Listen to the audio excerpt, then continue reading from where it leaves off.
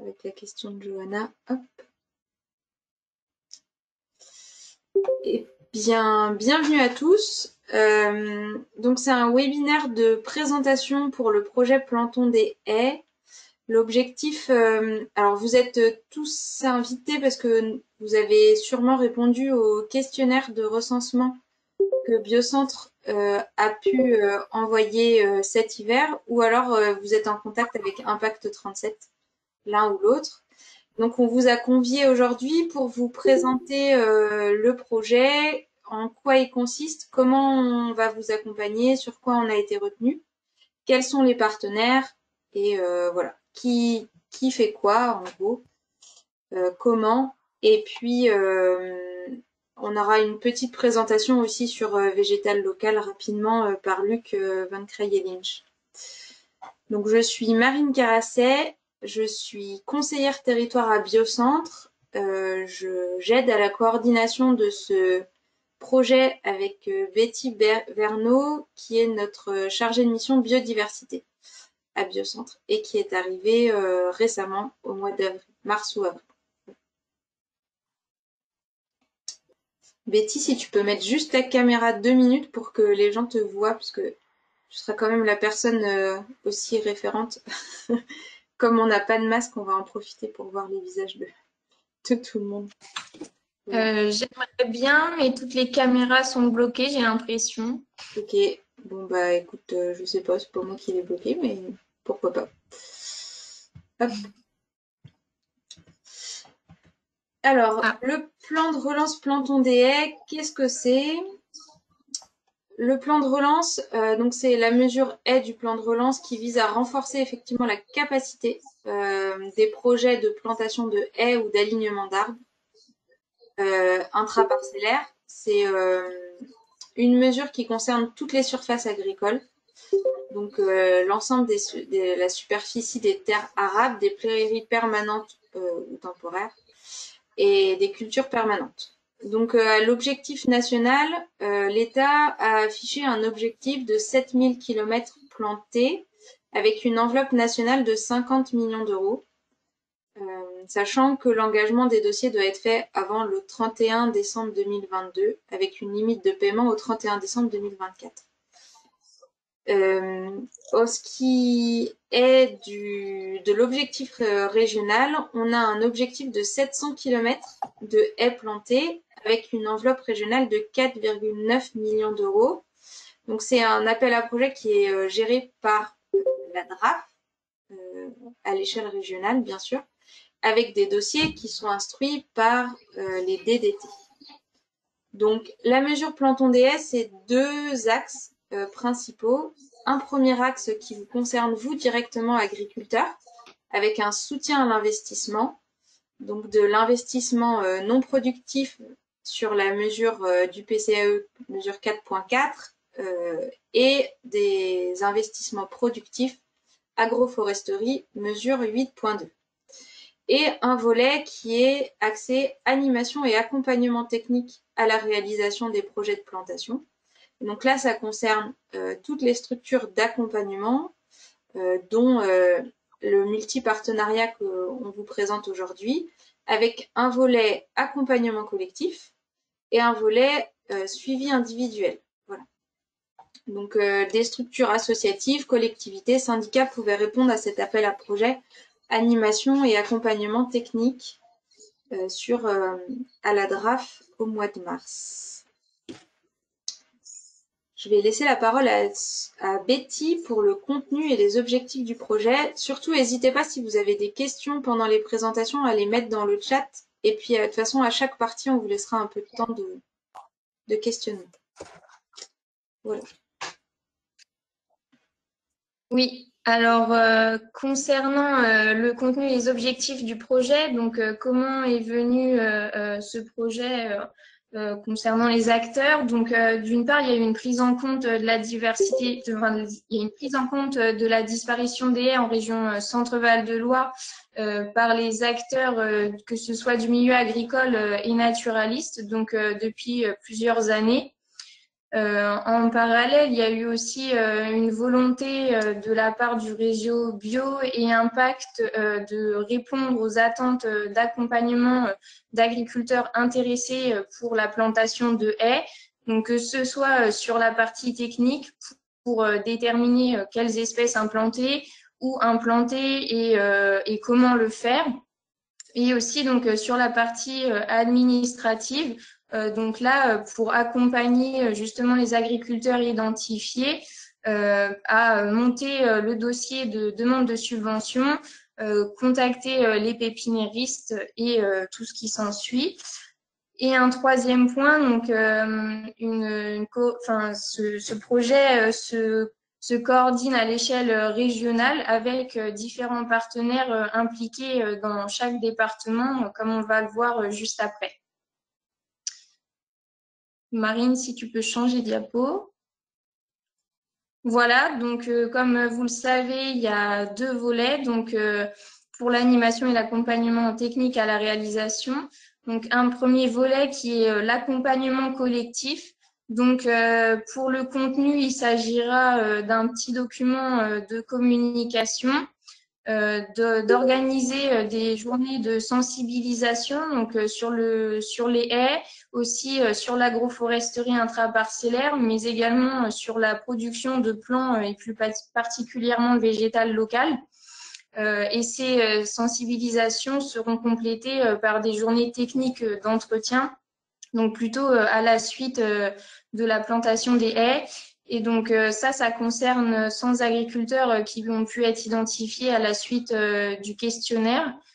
Donc le volet B qui concerne le suivi individuel. Donc là, pour la plantation de haies, avec l'accompagnement pour le choix des espèces, pour l'approvisionnement en plants et donc l'élaboration des devis, mais aussi donc comme je vous le disais tout à l'heure, pour remplir le dossier administratif. Et donc là, ce sera 60 agriculteurs qui seront suivis individuellement à l'échelle régionale par les différents partenaires impliqués dans les départements. Donc voilà comment s'articulent les différents partenaires. Donc à l'échelle régionale, on a l'A2RC, l'ARDEAR Centre-Val de Loire, Biocentre, France Nature Environnement Centre-Val de Loire et Impact 37 qui sont accompagnés, mais aussi donc il y a des experts qui sont impliqués dans le projet comme Luciole Paysage et Agro-Éco-Experts. Et donc tous ces acteurs sont également impliqués différemment en fonction des suivis et à l'échelle des départements, donc concernant l'accompagnement collectif et le suivi individuel, comme vous pouvez le voir sur le schéma. Merci Betty. On va passer à la présentation des acteurs et des rôles. Est-ce que vous avez des questions jusque-là? On vous présentera plus précisément l'accompagnement collectif et l'accompagnement individuel par la suite. Donc, n'hésitez pas à garder vos petites questions si c'est sur ces points-là. Pour les acteurs, donc ce qu'on vous propose là, c'est de faire un petit tour de table pour que chacun des acteurs se présente, que vous puissiez les identifier et connaître un peu son rôle dans le projet. Donc, le premier acteur chef de file de ce projet, c'est Biocentre. Le réseau bio. Donc Biocentre, on est interprofession bio en région Centre-Val de Loire. Le réseau bio donc, est composé de biocentres, des 6 associations donc de groupements agriculteurs biologiques départementales, ainsi que de l'association BioBerry. Notre mission donc principale, c'est le développement de la filière bio en région Centre, l'accompagnement technique des agriculteurs, l'accompagnement des collectivités aussi depuis quelques mois, et la représentation de l'amont à l'aval de la filière bio en région Centre-Val de Loire et dans le réseau national. Donc dans ce projet-là, on a la coordination globale du projet. On apporte aussi avec Betty et les GAB un peu de contenu sur les animations collectives et individuelles. Donc on participe avec les autres acteurs à une culture commune pour pouvoir parler d'une même voix et sur un même vocabulaire. Et puis, on aide aussi à la mise en relation des agriculteurs, notamment pour le volet A. Voilà. Daphné, je te laisse la parole.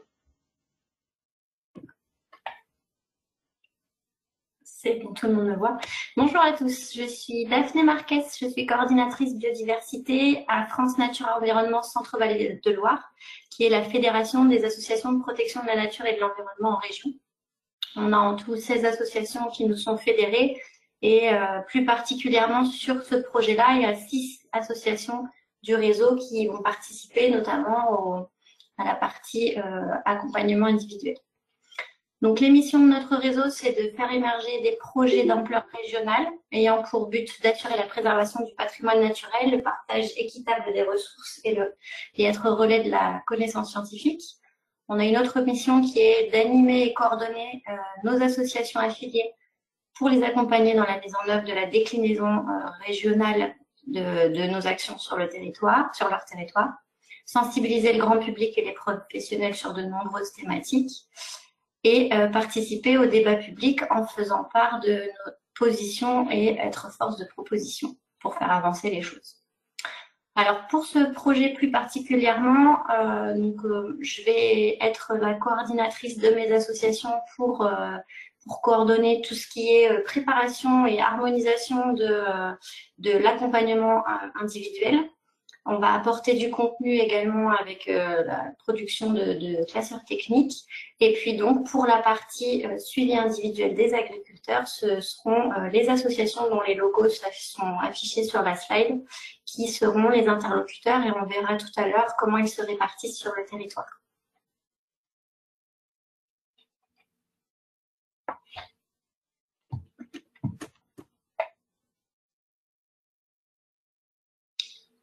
Bernadette et Jean-Baptiste, je vous laisse la parole pour la présentation de l'A2RC. Bonjour à tous, donc Bernadette Vallée. Jean-Baptiste malheureusement est retenu par une autre réunion. Je serai toute seule pour vous parler d'A2RC, mais toujours avec grand plaisir. Donc A2RC, c'est une association, c'est l'association de l'agroforesterie de la région Centre Val-de-Loire. Une association qui a maintenant plusieurs années, qui a surtout pour mission de promouvoir l'agroforesterie, principalement intraparcellaire, parce que c'est là-dessus qu'il y a le plus d'efforts à fournir d'un point de vue avancé technique, mais sans oublier bien sûr la haie également et l'arbre champêtre. Donc notre rôle ou nos rôles dans ce projet-là seront surtout des apports techniques sur l'agroforesterie intraparcellaire, et puis bien sûr assurer l'information collective lors de réunions de sensibilisation, alors qui se feront principalement sur le terrain, avec pour objectif de montrer à quoi peuvent ressembler des implantations d'alignement d'arbres quand on les associe à des productions agricoles, alors que ce soit des cultures ou que ce soit de l'élevage. Voilà. Merci. Johanna, je te laisse la parole pour la présentation de l'ARDEAR et des associations. Oui, bonjour à toutes et à tous. Donc moi je suis Johanna, chargée de communication à l'ARDEAR. Donc l'ARDEAR, c'est l'association régionale pour le développement de l'emploi agricole et rural. Elle a pour objectif donc de promouvoir une agriculture paysanne. Et qu'est-ce que c'est que l'agriculture paysanne? C'est une agriculture qui permet à un maximum de paysans et de paysannes répartis sur tout le territoire de vivre décemment de leur métier. L'ARDEAR agit donc pour des projets de développement. Elle a été créée en 1995 par le syndicat de la Confédération paysanne et on est membre du réseau Impact Centre. On fédère et coordonne donc les activités des 6 ADR départementales, donc l'ADR 18 dans le Cher, l'ADRI dans l'Indre, l'ADR 37 en Indre-et-Loire, l'ADR 41 dans le Loir-et-Cher, l'ADR 45 dans le Loiret et l'ADR 28 dans l'Eure-et-Loire. Les principales missions et domaines d'activité des ADR, donc c'est l'accompagnement à l'installation agricole et à la transmission, la promotion et le développement des circuits courts, la création de liens entre la société civile et le monde agricole, l'accompagnement des agriculteurs à l'évolution de leurs pratiques agricoles et de leur système de production, et la promotion de l'agriculture paysanne. Et en ce qui concerne les missions générales de l'ARDEAR, donc c'est d'assurer le plaidoyer et les relations partenariales, d'accompagner, coordonner et fédérer les 6 ADR, de porter des projets en région. en lien avec l'agriculture paysanne et en tant qu'organisme de formation, de porter au niveau régional l'activité de formation. Et notre rôle dans ce projet Plantons des haies, c'est d'assurer la coordination des associations agricoles, de communiquer sur le projet à l'échelle régionale et notamment avec Impact 37. Donc c'est plutôt vers ce volet-là que moi je vais participer et d'apporter du contenu au suivi individuel. Je finis ma présentation en excusant mes collègues des départements qui ne pouvaient pas être présents aujourd'hui et je laisse la parole à Impact 37. Merci Johanna. Alors, pour la suite, ce sera effectivement Natacha pour Impact 37, s'il te plaît. Ouais, bonne transition. Donc Impact 37, initiative pour une agriculture citoyenne et territoriale. Donc ça regroupe 4 structures, dont 2 qui vont travailler vraiment sur ce projet. Donc le GAPTO aussi, l'ADR 37. Bon, les missions, il y a 4 axes de travail, hein, comme le disait Johanna, les questions d'installation, de transmission en agriculture biologique et paysanne. Un travail aussi sur l'évolution des pratiques, des systèmes de production plus durables. Donc là, on est vraiment dedans, sur la plantation des haies et de l'agroforesterie intraparcellaire. La relocalisation des activités de transformation et de commercialisation. Et enfin, la participation des acteurs du territoire et l'accompagnement des collectivités. Donc, notre mission dans ce projet, ça répond aussi à ce dernier axe, c'est-à-dire de faire en sorte qu'il y ait aussi une participation des citoyens au projet de plantation sur les terres agricoles.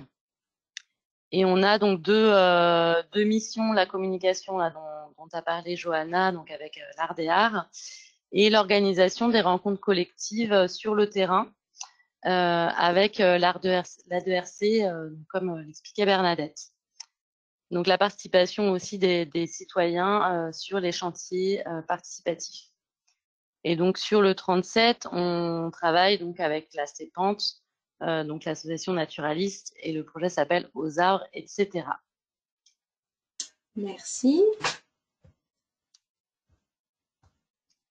Pour la suite, je laisse la parole du coup à Christophe Soto et à Luc Van Kraeyelinge pour leur présentation.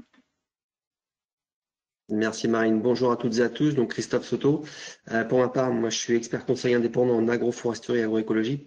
Donc quand je parle d'agroforesterie, c'est bien toutes les formes de l'arbre dans le système agricole. Donc que ce soit l'arbre intraparcellaire, l'arbre isolé, l'arbre aligné, les haies, les répicils. Voilà, dès l'instant qu'il y a interaction l'arbre et le système agricole. Aujourd'hui, moi concrètement, j'accompagne des agriculteurs, en général sur des projets individuels ou collectifs, projets de plantation de haies ou d'arbres, une partie de coordination de programmes, parce qu'il s'avère que je suis également co-référent d'un programme national de développement de l'agroforesterie, où je suis référent sur la région Centre-Val de Loire, impliqué aussi sur des programmes de recherche et développement liés à l'agroforesterie, et puis j'assure également des formations et des réunions de sensibilisation sur la question. Le rôle dans le projet, donc ça va être de participer aux actions collectives, notamment la partie sensibilisation et formation sur ces questions de haies et d'agroforesterie intraparcellaire, d'apporter un appui technique sur le projet dans sa globalité, de contribuer à la rédaction des fiches aussi avec les structures FNE, et puis de réaliser une partie des accompagnements individuels, donc ça, les accompagnements vraiment à la plantation chez les agriculteurs. Voilà, merci. Luc? Oui, bonjour. Bonjour à tout le monde. Oui, donc moi, Luc Van Kraeyelinge, donc du bureau d'études Luciole. Je suis ingénieur paysagiste. Et donc, le bureau d'études Luciole est intervenu dans le cadre des mesures compensatoires de la LGV Tour Bordeaux à la plantation de haies. Et donc, c'est comme ça que depuis 2012, je travaille sur le sujet de la haie. Et petit à petit, je suis venu aussi à travailler sur l'origine génétique des végétaux qui sont plantés dans les haies. Et donc, je travaille sur la marque collective végétale locale, portée par l'Agence française pour la biodiversité. Et dans ce cadre, j'essaie de développer la filière en région centre, donc par de la collecte de graines, et aussi soutenir aussi des pépiniéristes qui pourraient s'implanter sur la région produire du végétal local. Et donc moi, au niveau du projet, c'est surtout la sensibilisation sur cette filière, sur trouver des sites de collecte en milieu naturel. Donc ça peut être chez des exploitants agricoles, organiser les collectes et aussi tout ce qui est plantation participative de haies. Depuis à peu près 5-6 ans, je développe cette activité en support aux porteurs de projets, aussi bien collectivités que agriculteurs. Voilà. Merci. Maintenant qu'on a fait le tour de tous les acteurs, on va vous présenter les actions collectives et le suivi individuel un peu plus précisément. Alors surtout le suivi individuel, les actions collectives, vous pourrez voir que elles sont assez simples à comprendre. Betty, je te laisse la parole. Oui, donc voilà, j'ai retrouvé ma caméra déjà. Concernant les actions collectives, comme je vous le disais tout à l'heure, il y aura donc une plaquette de la communication qui sera faite. Il y aura aussi donc des demi-journées de sensibilisation, que ce soit sur les haies et sur l'agroforesterie. Donc elles seront organisées par département. Il a été décidé que pour les départements du 18, du 37 et du 41, ces demi-journées se dérouleront donc à l'automne 2021, donc en septembre.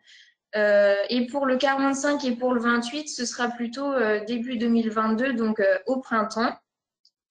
À la suite de ces demi-journées, il y aura également une demi-journée de sensibilisation sur la production de plants et le végétal local, comme vous le disait Luc tout à l'heure. À la suite, le matin, plutôt sensibilisation à la haie, à l'agroforesterie, et l'après-midi, production de plants pour mobiliser les agriculteurs qu'une seule fois. Et à cela s'ajoute une journée technique de gestion durable des haies. Donc, ce sera une journée par département et elles seront réalisées plutôt au printemps 2022 à la suite des premières plantations.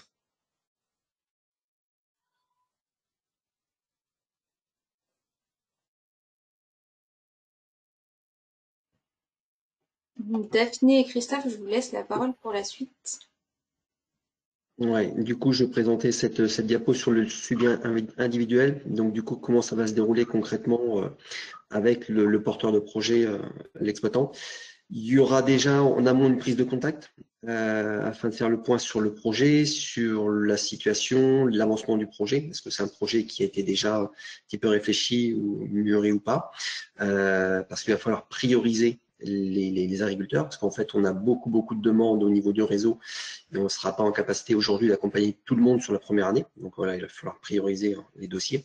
Donc cette prise de contact permettra ceci.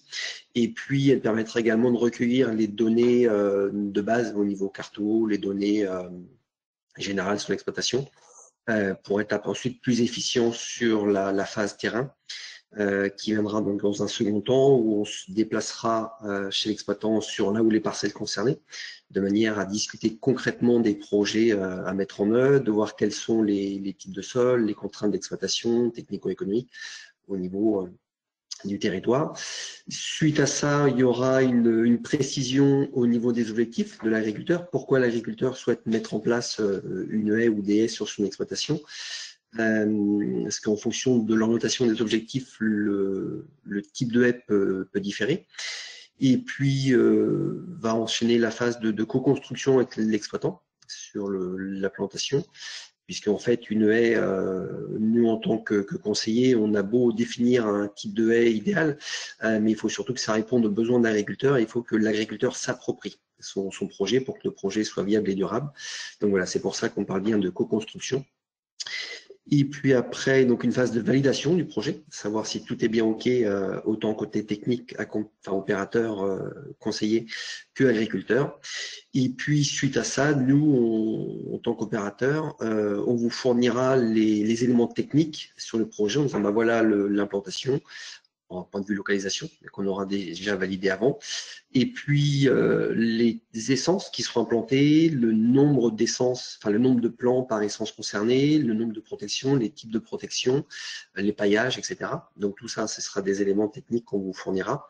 Et puis on vous fournira également des éléments techniques pour remplir le dossier, la demande de financement de la mesure 4.4 que Marine tout à l'heure a présenté. Alors, ce dispositif, c'est une mesure européenne qui a été ouverte en région centre, qui concerne l'implantation de haies et d'éléments arborés. Donc, en fait, c'est un dossier administratif que vous avez certainement déjà pu remplir, qu'on appelle plus vulgairement dans le cadre du PCAE, du plan de compétitivité et d'adaptation des exploitations agricoles. Donc, dedans, il y a tout un tas de documents, enfin, de données administratives et de documents à fournir. Et donc, nous, on vous apporte les données techniques, les essences, la répartition, le chiffrage également du projet. Et puis après, sur option, selon les besoins des porteurs de projet, de réaliser et de suivre la demande de financement, de faire le lien avec la DDT, donc les services instructeurs, de voir le suivi, la mise en paiement, etc. Également, en fonction des agriculteurs, savoir s'il y a besoin d'un accompagnement spécifique pour la mise en œuvre du projet. Est-ce que l'agriculteur fera lui-même la plantation tout seul ou avec deux, trois amis ou voisins agriculteurs, ou la famille, ou est-ce qu'il aura besoin d'organiser un chantier participatif, ou alors est-ce qu'il fait appel à une entreprise vraiment pour la plantation, donc du coup là il n'a pas forcément besoin pour la mise en œuvre. Donc voilà, tout ça c'est à moduler sur option, et puis après un suivi post-plantation en fonction des besoins. Donc ce qu'il faut retenir, c'est que dans le cadre du programme, en fait il y a sur les 4,9 millions d'euros en région centre, on a une enveloppe qui est allouée 2 500 € par exploitant pour les phases 1 à 5, là sur la diapositive. Et ensuite, il y a des phases 6, 7, 8 qui sont optionnelles et en fait qui ne sont pas intégrées dans les 1 500 € prévus par l'appel à projet plan de relance, parce que en fait, les agriculteurs, des fois en auront besoin et des fois non. Donc c'est pour ça que c'est à discrétion de chaque agriculteur. Et donc ça, après, la phase 6, 7, 8, ça pourrait être facturé par chaque opérateur à l'agriculteur en direct. Donc voilà, ça c'est en cas de besoin. Donc voilà pour le suivi individuel, pardon. Donc si vous avez des questions, n'hésitez pas. Et si Daphné, tu veux compléter, n'hésite pas non plus.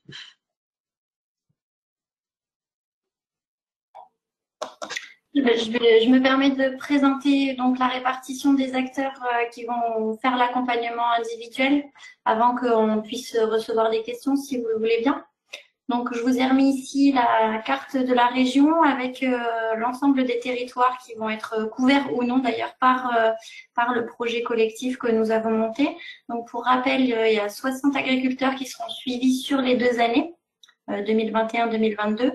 Et je vous ai fourni les chiffres des structures qui pourront vous accompagner, enfin le nombre d'agriculteurs qui pourront être suivis par chacune des structures.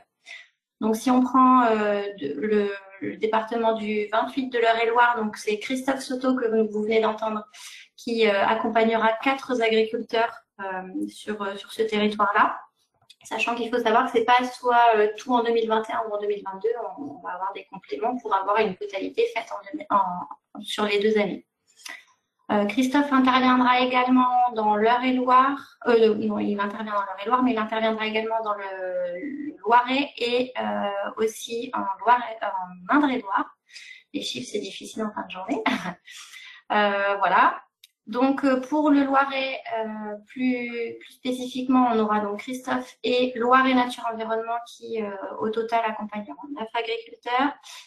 Sur la Sologne, on aura Sologne Nature Environnement qui est un territoire vraiment collé au site Natura 2000, donc qui accompagnera 3 agriculteurs sur ce territoire-là. Pour Nature 18, dans le Cher, ce sera 11 agriculteurs. Pour le 41, ça se complexifie un peu, il y a plusieurs acteurs. Donc Perche Nature, dans le côté Perche, on avait la Sologne sur la partie Sologne du Loir-et-Cher. Et puis, entre les deux, nous avons le CDPNE aussi qui interviendra. Donc pour l'Indre-et-Loire, ce sera la CEPANT en complément de Christophe Soto. Et puis pour le 36, on n'avait malheureusement pas de structure qui pouvait participer à ce projet, mais ne vous inquiétez pas, dans le cadre d'un autre appel à projet, une autre réponse à cet appel à projet Plantons des haies, il y a des structures qui vont pouvoir vous accompagner, et donc Biocentre redirigera justement les agriculteurs de l'Indre pour pouvoir être accompagnés dans le cadre de cet autre projet. Je ne sais pas si Marine a des informations sur le nom de ce projet. En fait, il y a 2 projets effectivement qui couvrent quasi la totalité du département de l'Indre et qui sont menés par les CIVAM du 36. Donc, on a déjà réorienté normalement les agriculteurs vers les CIVAM pour qu'ils puissent prendre contact rapidement et être suivis à l'échelle individuelle. Voilà. Et collective, parce que les CIVAM proposent aussi un accompagnement collectif. Mais s'il y a des personnes du 36, n'hésitez pas n'hésitez pas à vous faire connaître, on vous redonnera les coordonnées sans problème. Voilà, moi je voulais... Non, c'était tout. Effectivement, est-ce que là, il y a des questions qui apparaissent? Est-ce que vous voulez des précisions sur les coordinations de l'appel à projet, investissement et accompagnement? Enfin, je sais pas, voilà. Sinon, on a été super clair et ça, c'est bien. Mais...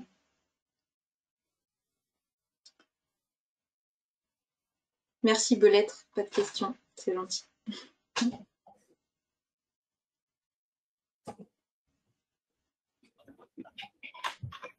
N'hésitez pas, on n'est pas beaucoup, alors vous pouvez allumer votre micro et prendre la parole directement. Alors, je viens de voir un message. Alors là, c'est assez technique. Aurore Godard a des salamandres sur son terrain et elle voulait savoir comment est-ce qu'elle pouvait les intégrer. Madame Godard, je vous laisse préciser votre question peut-être et après je laisserai les partenaires naturalistes, Christophe ou Luc, répondre parce que...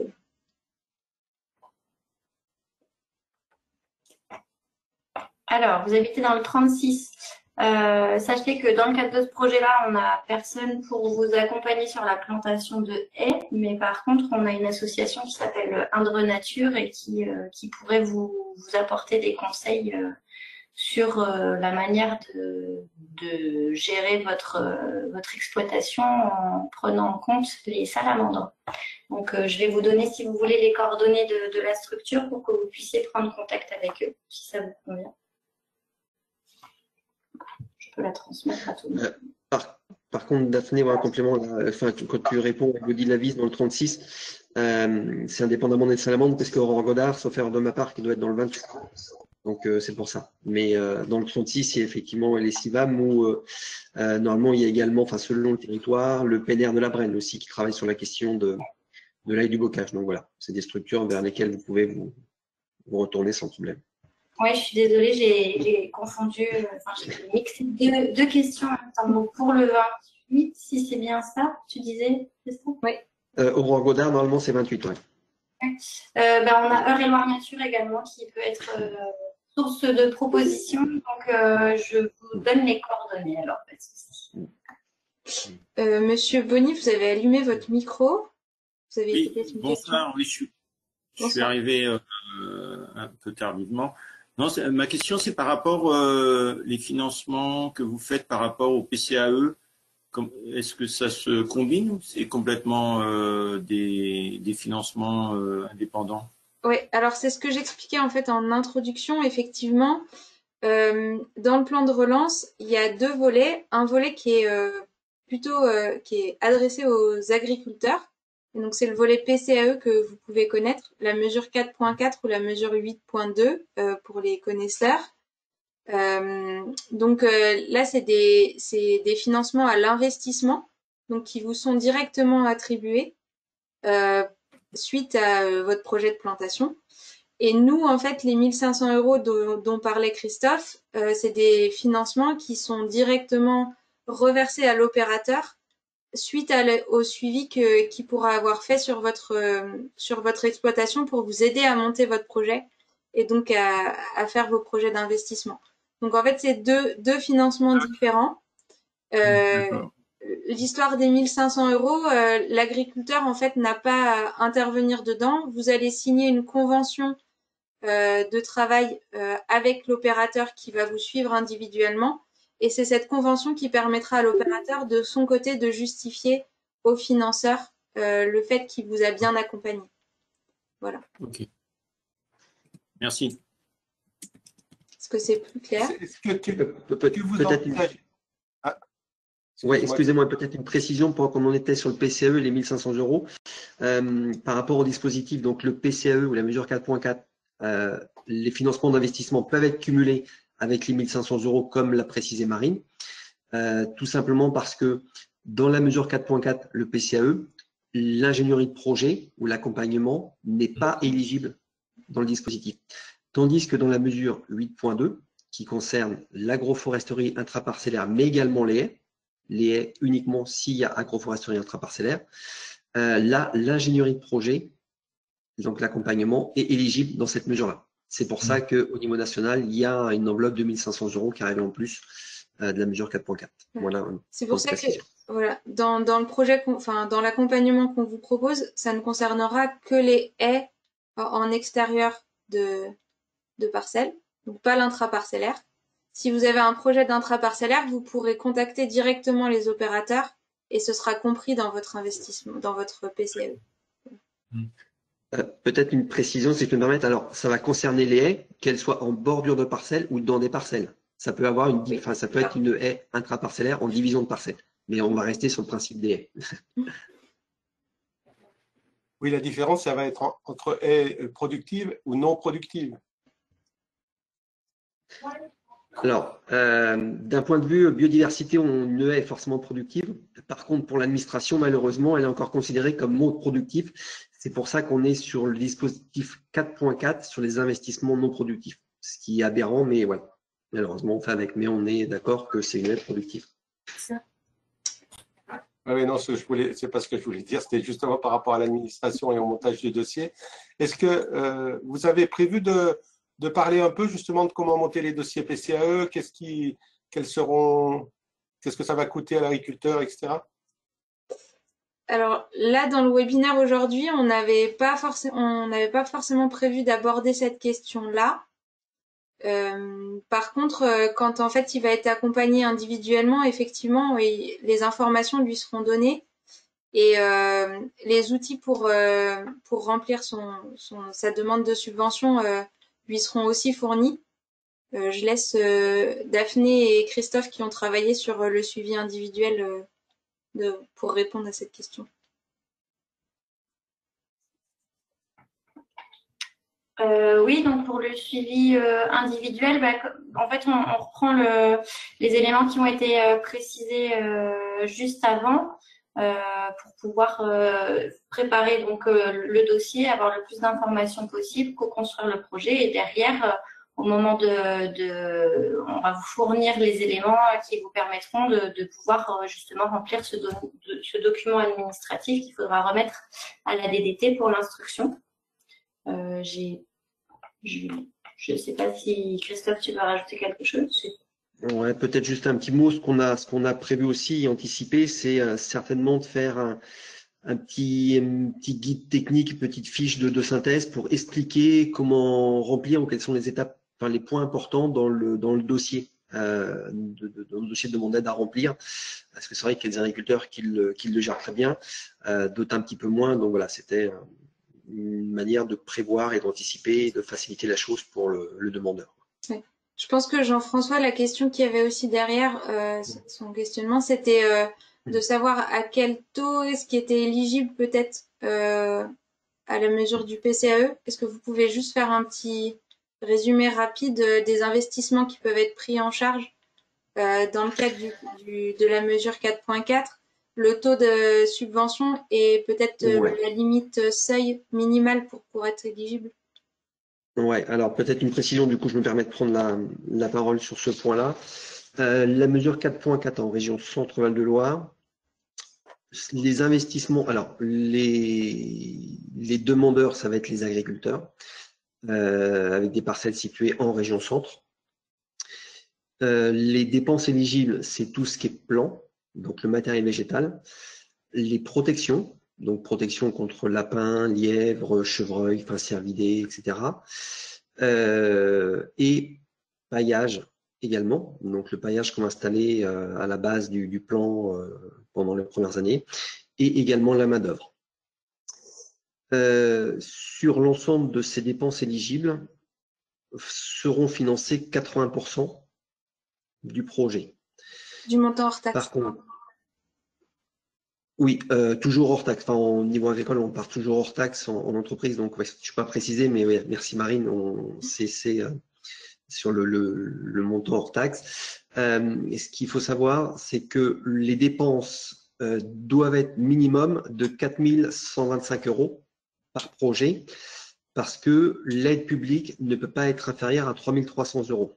Et les 3 300 € correspondent aux 80% de 4 125 €. Donc ça, c'est l'explication. Aujourd'hui, on n'a pas de plafond connu, sauf que on risque d'avoir une explosion des demandes et du budget. Alors, je passe les problématiques d'instruction et les délais de traitement d'instruction et de réponse. Mais voilà, il y aura certainement peut-être un budget qui vont être limités à terme. Donc, je ne sais pas. J'ai été encore en réunion ce matin nationale sur le plan de relance. Il y a des régions qui ont limité, par exemple, par 1 km de haie par demandeur. Donc voilà, de manière à ne pas exploser les budgets. Mais voilà, sur les chiffres, donc minimum 3 300 € d'aide publique financée à 80%. Et ce qui est éligible, c'est les plans protection, paillage et main-d'œuvre. Du coup, est-ce que j'ai répondu à la question, Jean-François? La main-d'œuvre, c'est la main-d'œuvre de la ferme ou c'est une main-d'œuvre extérieure? Non, c'est uniquement une main-d'œuvre extérieure sur une prestation d'une entreprise, parce que la région n'accepte pas l'autorisation aujourd'hui, donc la main-d'œuvre interne. Voilà. Donc la main-d'œuvre, en fait, c'est une facture. Ça peut être de la main-d'œuvre et d'utilisation d'un matériel. Oui, alors sur la plantation, ça va être de la main-d'œuvre humaine, pardon. Après, ce qu'il est possible de faire, c'est éventuellement de s'arranger entre voisins agriculteurs et d'avoir une refacturation du temps ou en CUMA, etc. pour ça, quoi. Mais il faut vraiment qu'il y ait une facturation. Il y a une pièce comptable qu'on puisse justifier pour l'aide, quoi.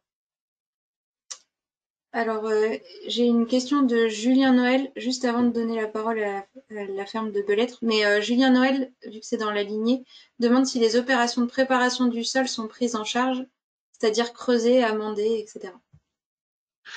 Alors, tout ce qui est préparation de sol, effectivement, ça va être intégré dans les dépenses éligibles.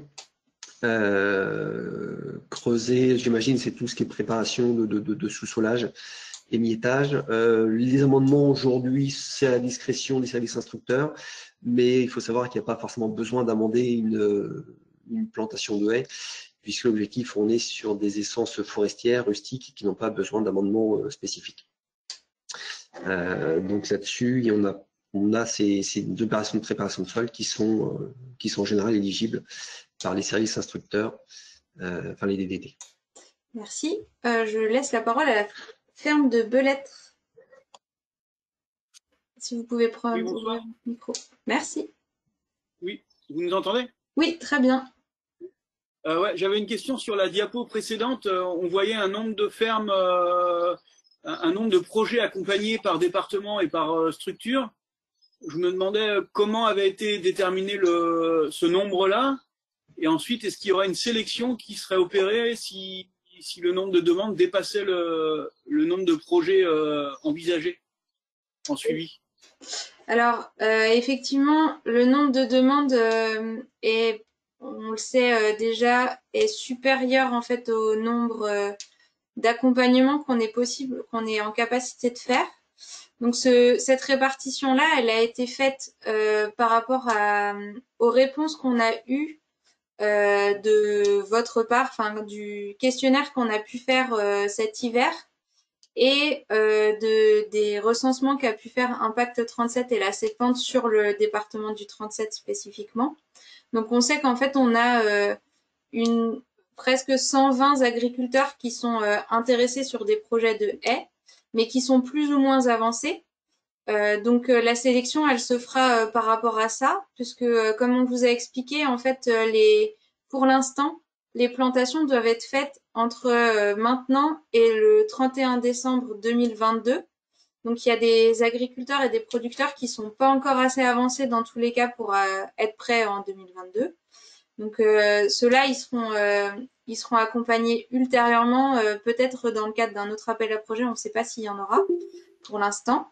Et sinon, la répartition, elle a été aussi faite par rapport à la dynamique départementale et aux capacités d'accompagnement de chacune des structures qui a répondu avec nous sur cet appel à projet.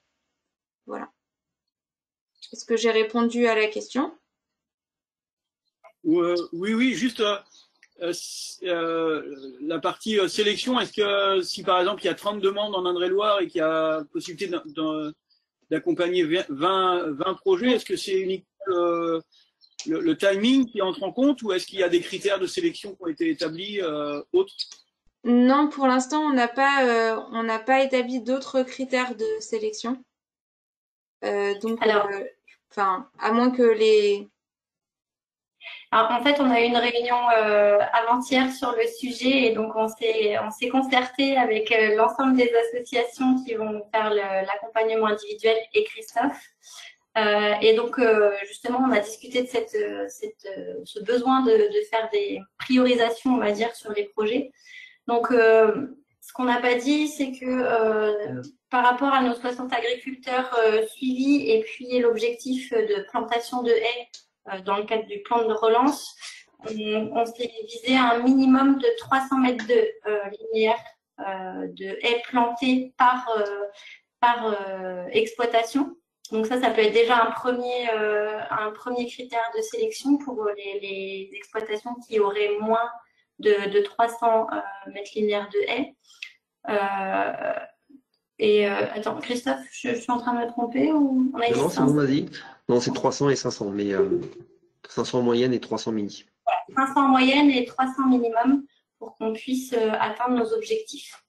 Donc, il y a cette partie-là qui va permettre de prioriser et également de, comme disait Marine, savoir si vous avez déjà un projet bien avancé. Bien sûr, ceux qui auront un projet le plus avancé seront pris en priorité parce qu'on a dit qu'on avait jusqu'à décembre 2022 pour pouvoir planter les haies. Et il y a en plus quelque chose qu'on n'a pas dit, c'est que dans le cadre de l'instruction par les DDT, il y a des dates de dépôt de dossier qui doivent être respectées.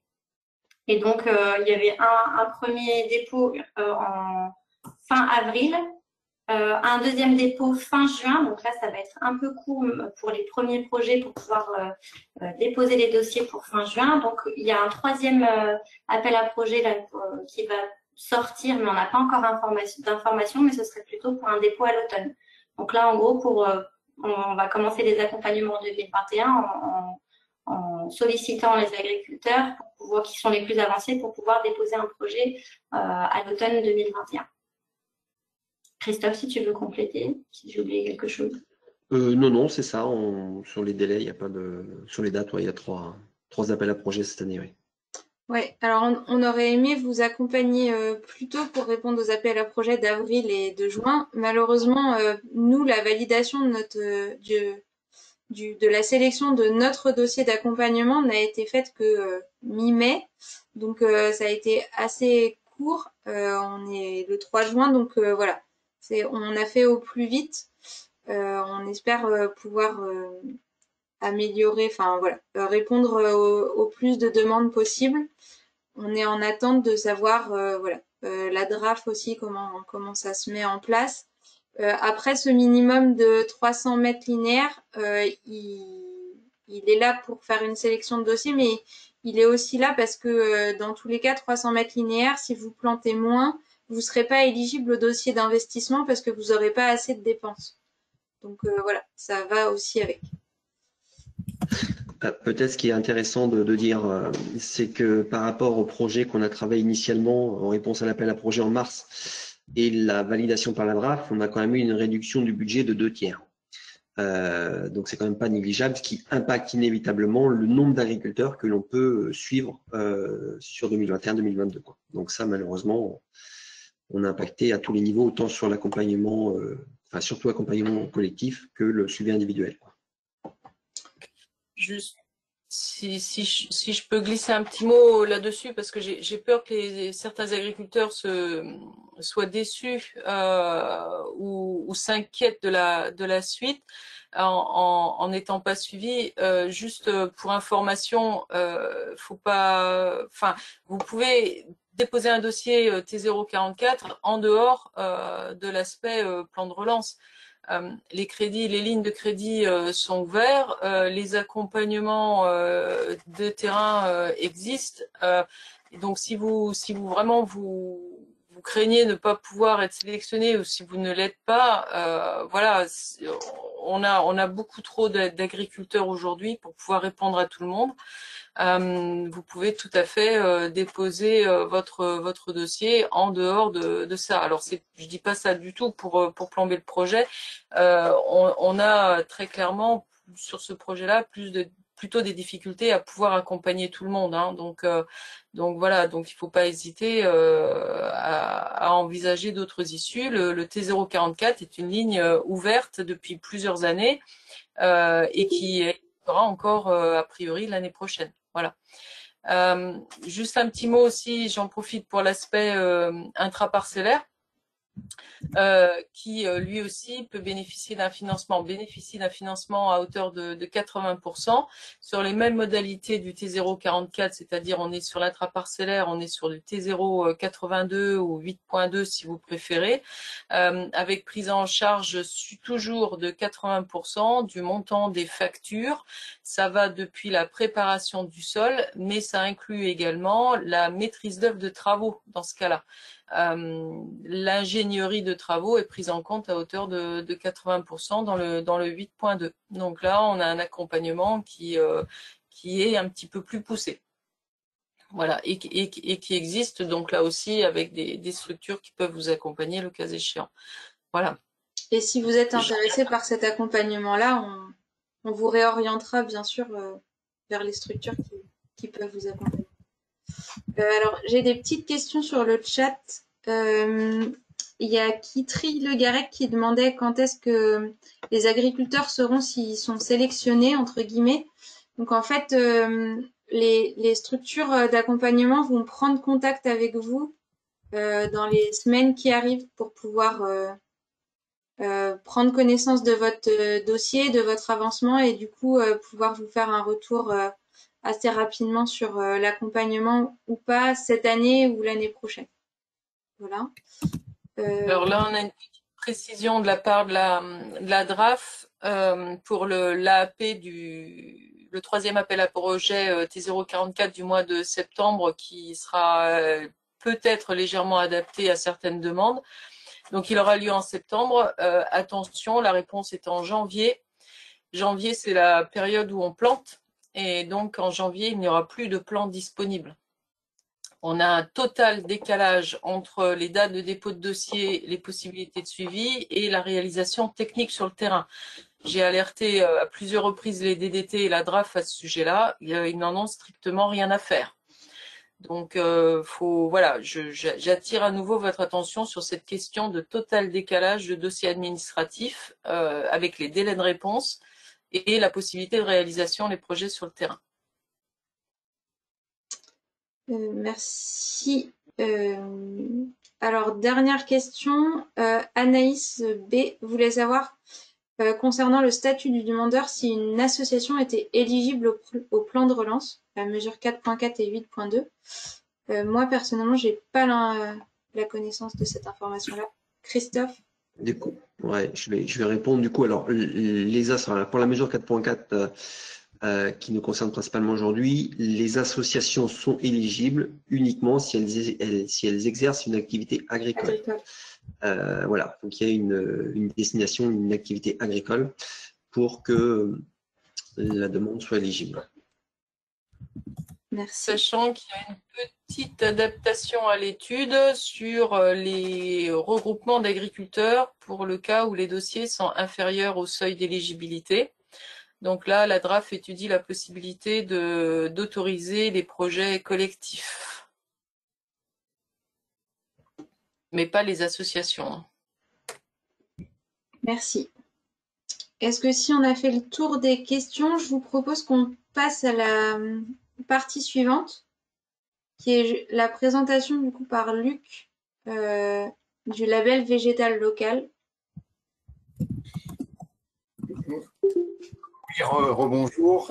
Oui, on parle beaucoup de plantation de haies, mais c'est vrai qu'il y a le souci de l'approvisionnement en plants et du plan de qualité pour la plantation de toutes ces haies, à la fois des arbres et des arbustes. En France, on a la chance d'avoir déjà une filière au niveau forestier, la filière du matériel forestier de reproduction, qui est avant tout utile d'utiliser pour la plantation des haies.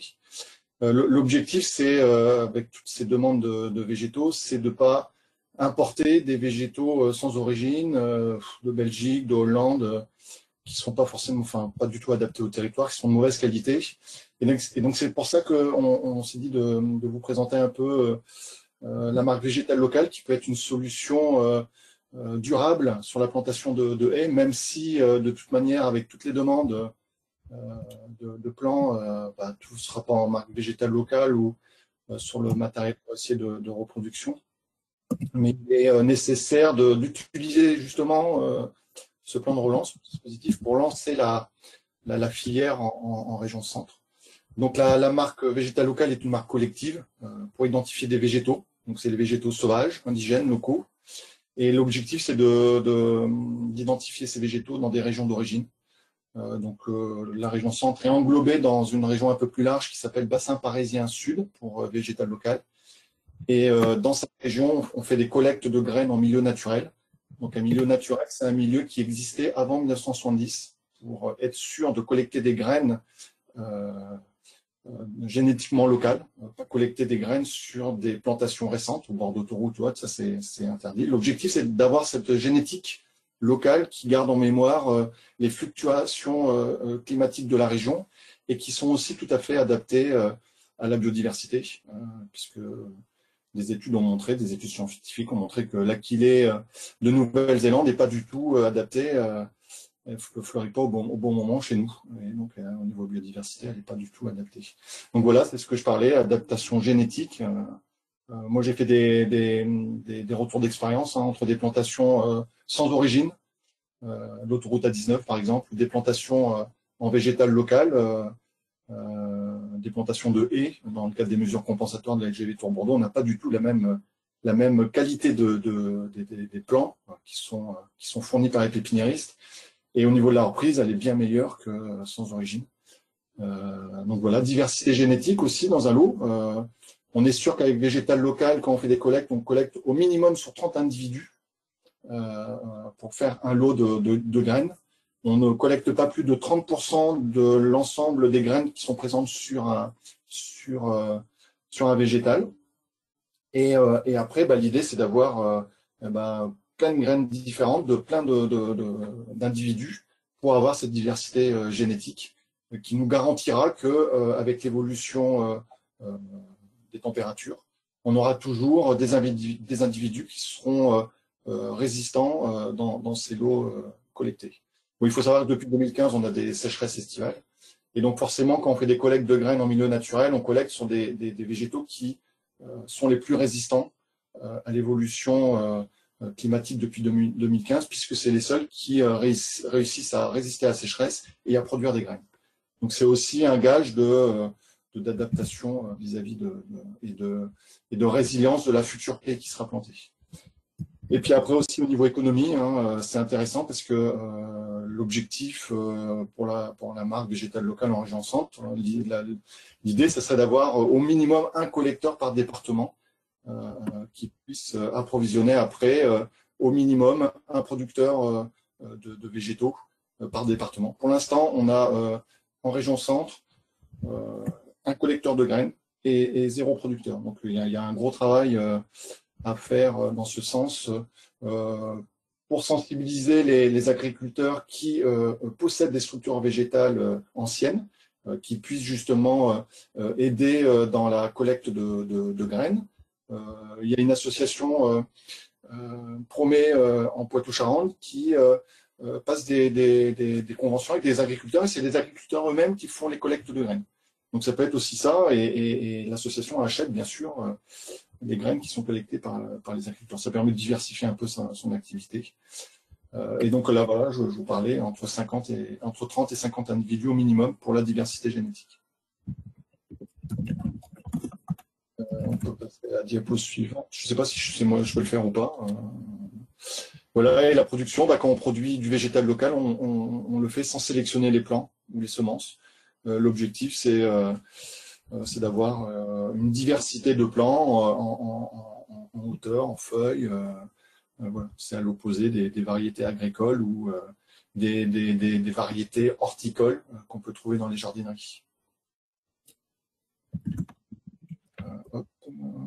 Voilà, le marché, il est de plus en plus conséquent. La demande, elle est avec ce plan de relance énorme, mais en si peu de temps, c'est un peu dommage, hein, parce que 2 ans pour planter toutes ces, ils ont fait d'étaler ça sur 4-5 ans pour bien faire, mais bon, on va faire avec ce qu'on nous propose, en faisant au mieux. Et donc, le marché, il est important. Et c'est pour ça, si vous êtes intéressé par cette filière, n'hésitez pas à aller sur le site internet végétal-local.fr et vous aurez tous les détails. Vous aurez aussi les bénéficiaires de la marque, aussi bien les collecteurs ou les producteurs par région d'origine. Nous, la région d'origine bassin parisien sud, on a un producteur qui est du côté d'Angers. Les Pays de Loire sont très très dynamiques avec le végétal local pour la reconstitution de leur bocage. Et en région centre, il y a beaucoup de travail à faire. Donc voilà, j'organise une formation en septembre prochain du côté d'Orléans. Ça sera la première, soit en région centre. Et l'idée, si ça intéresse vos réseaux, en 2022, ça serait pourquoi pas organiser aussi des formations par département pour former des collecteurs de graines et former des producteurs. Voilà.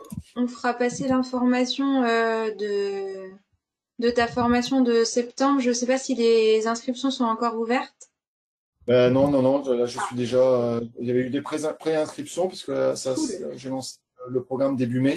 Okay. Et là, je suis déjà au nombre. Okay. Alors maintenant, les personnes en plus parce que comme c'est des pré-inscriptions, après je demande aux gens de confirmer de manière définitive et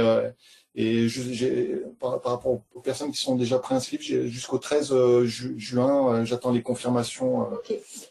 De là, en fonction des désistements, je pourrais reprendre des personnes. Alors, ce qu'on peut faire du coup, c'est que quand même tu nous transmettes le programme et que du coup je l'envoie à l'ensemble des agriculteurs qui ont été identifiés et qu'on a dans notre base de données. Ça permettra de donner une idée du contenu. Et puis, s'il y en a qui sont intéressés, qu'ils n'hésitent pas soit de revenir vers toi, soit de revenir vers nous pour qu'on fasse le point et qu'on voit s'il y a une possibilité, un besoin pour une deuxième formation en 2022, par exemple. Et alors, la question suivante, j'allais y penser, c'était est-ce que tes formations sont finançables par le groupe Vivea? Ça peut l'être, parce que je passe par une autre association qui a le numéro d'agrément. D'accord. Moi, mon formation, elle est déclarée auprès de la Direct, mais je n'ai pas de numéro d'agrément. J'ai regardé le numéro d'agrément pour que ce soit rentable, il faudrait faire des formations régulièrement. Et moi, ce n'est pas l'objectif. Il faut faire un dossier énorme. Okay. Avec donc, je passe par une association qui a le numéro d'agrément. Donc, si il y a beaucoup de personnes qui veulent que ça passe par des fonds Vivea ou le compte de formation, c'est possible. Ok, super. Pas un coût énorme en plus, mais c'est possible. Ok, très bien. Et de toute façon, comme on l'a expliqué dans l'accompagnement collectif, tu feras une sensibilisation d'une demi-journée par département. Donc, ça permettra aux agriculteurs aussi de découvrir un peu ces aspects-là et de pouvoir discuter peut-être plus spécifiquement avec toi de ces questions de formation. Voilà. Et puis après, il y a le lien avec les chantiers participatifs où c'est vrai que j'ai des demandes aussi de collectivités qui me mettent à disposition des espaces naturels pour faire des collectes de graines avec des enfants. les sensibiliser. Et puis après, l'aspect chantier participatif aussi, qui se développe pour essayer de faire un lien entre le monde agricole et les citoyens, ou dans le cadre de maraîcher bio aussi, faire une animation en plantant et montrer un peu l'intérêt de la haie. Super, merci Luc. Voilà. Voilà. Est-ce que certains d'entre vous ont des questions ou pas? Parce que nous, on a fini notre présentation.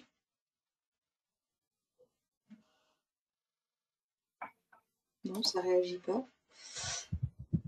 Je vous remercie donc d'avoir participé à ce webinaire. J'espère qu'on a répondu à la majorité de vos questions, voire toutes. Vous avez du coup, là je vous ai mis une dernière diapo avec sur l'ensemble de la région et des départements un petit rappel des différents acteurs, sachant que les acteurs en bleu sont ceux de l'accompagnement individuel. Les acteurs en orange sont ceux qu'il faut que vous contactiez pour les journées de sensibilisation et de formation. Avec le recensement qu'on a fait en février-mars et les identifications d'impact 37 et de la CEPAN sur le département du 37, dans tous les cas, on a déjà une base de données, donc vous serez contacté en priorité et pour l'accompagnement individuel et pour les mobilisations collectives. Voilà, je répète que ça a été enregistré et que normalement, ce sera disponible par visionnage et je vous enverrai le lien. Dans tous les cas, vous recevrez quand même le diaporama en amont, le temps qu'on mixe tout ça et qu'on vous propose quelque chose de visionnable correctement. Voilà. Est-ce que d'autres partenaires avaient des points supplémentaires? Jean-François, est-ce que tu veux clôturer vu que tu n'as pas voulu introduire? Ben, écoute, oui, s'il n'y a plus de questions, je vais clore. Mais écoute, c'est vrai que moi, je suis content de ce partenariat. Il y a plein d'assos, de structures, de milieux différents, agricoles, mais pas que. Voilà, donc je suis très confiant, même si effectivement on a tous, je pense, été un peu déçus par l'instruction et le fait que les projets étaient sérieusement rabotés en termes de financement. Voilà, pour autant, je passe aussi sur le fait que c'est quand même dommage de mettre de l'argent et puis que l'intendance suive pas, c'est-à-dire que effectivement ce soit très limité et qu'ils aient pas accepté de prolonger les plantations au-delà de 2022. Voilà, parce qu'il y a quand même c'est pas d'inertie, c'est un temps de réaction qui est obligatoire quand on travaille avec du vivant comme ça. Bon, enfin, voilà, malgré ces éléments défavorables, je pense qu'on va s'attacher à l'enveloppe qui est mise dessus et aux possibilités que ça nous donne et on va essayer de les utiliser au mieux. Voilà, et au bénéfice des agriculteurs et de la nature en général et de la biodiversité. Voilà.